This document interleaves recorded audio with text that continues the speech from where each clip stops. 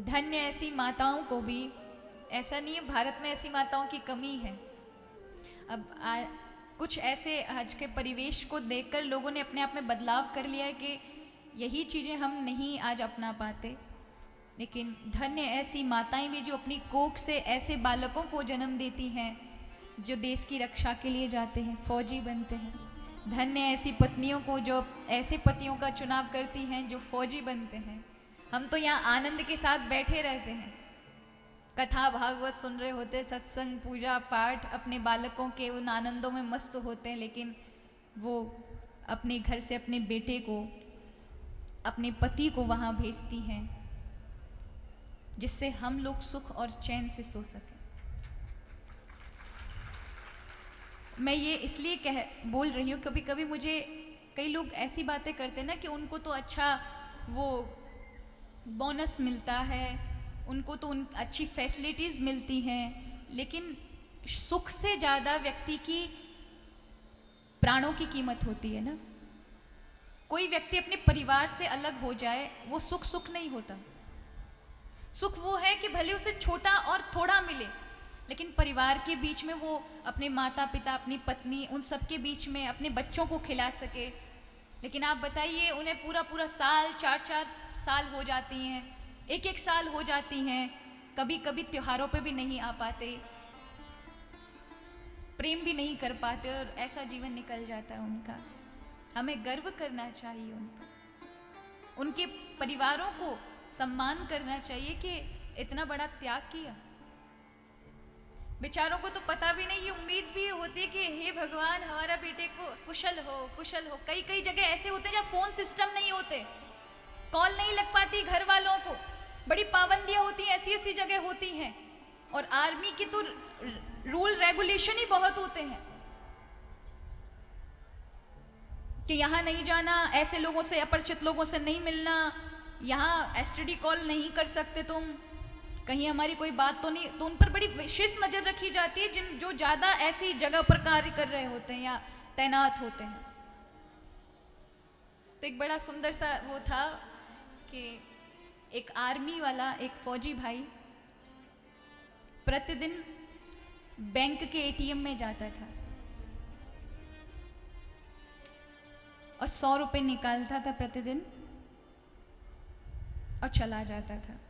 प्रतिदिन का काम था 100 रुपये डालना और 100 रुपये निकालना। एक दिन निकालता था 100 रुपये और दूसरे दिन उसी 100 रुपये को डाल देता था। एक दिन निकालता था 100 रुपये और उसी 100 रुपये को दूसरे दिन डाल देना। ये उसका डेली का कार्य था। जो एटीएम का गार्ड था वो भी देख के परेशान, ये क्या करता है, 100 रुपये निकालता है, अगले दिन 100 रुपये डाल देता है। आसपास के लोग भी ये देखते थे कि भैया हर दिन आता है, 100 रुपये निकालता है और अगले दिन 100 रुपये डाल देता है।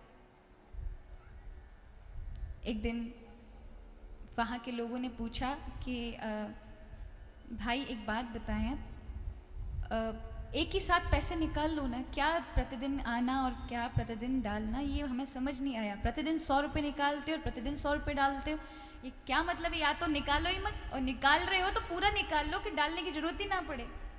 तो रो पड़ा। उसने कहा कि यहाँ से मैं मेरी पत्नी को मैं कॉल नहीं कर सकता, मेरे घर वालों को बता नहीं सकता, लेकिन जो बैंक का अकाउंट है ना वो मेरी पत्नी के उससे जुड़ा हुआ है। मैं यहाँ से निकालता हूँ तो उसके पास मैसेज जाता है, मैं यहाँ डाल देता हूँ तो उसके पास मैसेज जाता है। उससे उन्हें फिक्र खत्म हो जाती है कि मैं जीवित हूँ।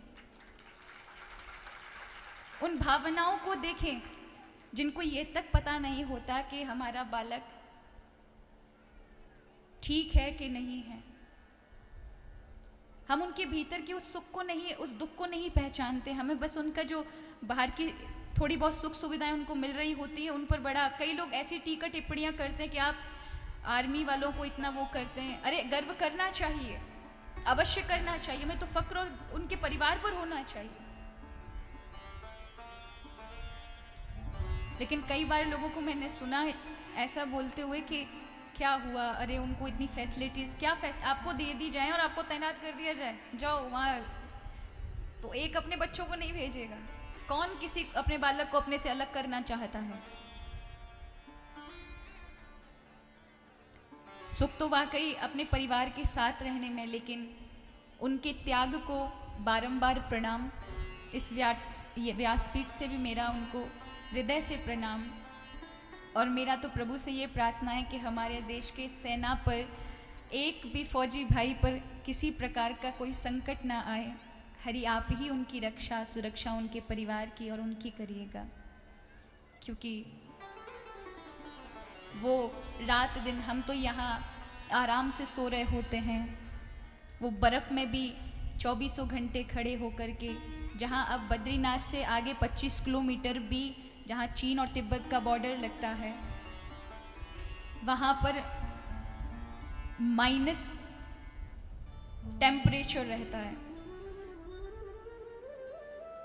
और ऐसे टेम्परेचर में भी 24 घंटे ऐसे तापमान में खड़े रहना जहाँ आपकी उंगलियां तक गल जाएंगी, वहाँ अपने आप को तैनात रखना।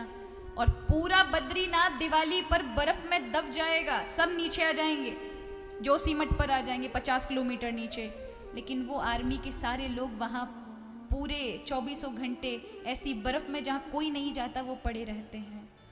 वो उनका त्याग ही तो है।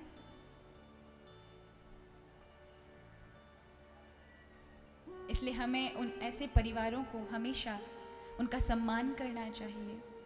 जिसके परिवार में देश की रक्षा के लिए कोई बालक गया है तो आपको गर्व करना चाहिए, बल्कि उन्हें कभी किसी चीज़ की आवश्यकता पड़े तो हमारा कर्तव्य है कि हम उनका सहयोग भी करना चाहिए। ये कोई गवर्नमेंट के ऊपर नहीं होना चाहिए, बल्कि हम सभी इसका, आप सभी तो लाभ ले रहे हैं ना। अब आज आप सुरक्षित हैं, आपके बच्चे सुरक्षित हैं, तो कहीं ना कहीं उनके कारण है। तो हम सबको उन पर सम्मान ही नहीं, कभी आवश्यकता पड़े तो उनका सहयोग भी करना चाहिए।